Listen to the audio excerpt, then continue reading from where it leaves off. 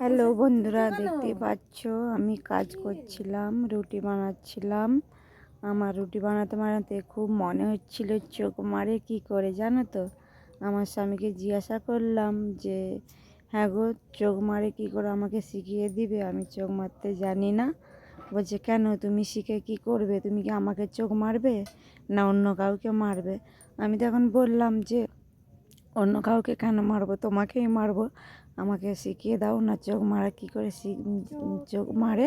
তুমি তো খুব সুন্দর চোখ মারতে পারো, আমাকে একটু শিখিয়ে দিলে তোমাকে সারাদিন অনেকবার চোখ মারবো।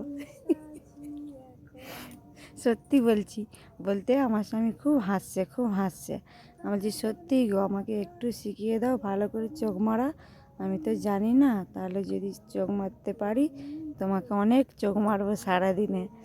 ওই জন্য বলতে ও খুব হাসছে, হাসতে হাসতে বলছে ঠিক আছে আমি শিখিয়ে দিচ্ছি তোমাকে।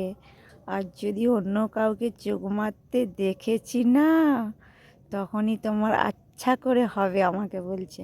আমি বলছি হ্যাঁ, আচ্ছা করে যখন দিবে দিবে, অন্য কাউকে আমি তো চোখ মারবই না, তুমি আচ্ছা করে আমাকে কি দিবে? তোমাকেই, যখনই আমার দিকে চাইবে তোমাকেই চোখ মারবো আমি। আমি তখন খুব হাসছি।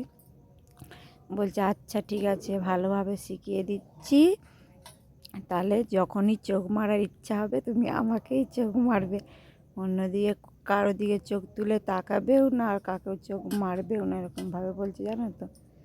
ভালো, আমার স্বামীর কাছ থেকে খুব ভালোভাবে চোখ মারাটা শিখে নিলাম। শিখে নিয়ে রুটি করতে করতে, রুটি বানাতে বানাতে শিখে নিলাম।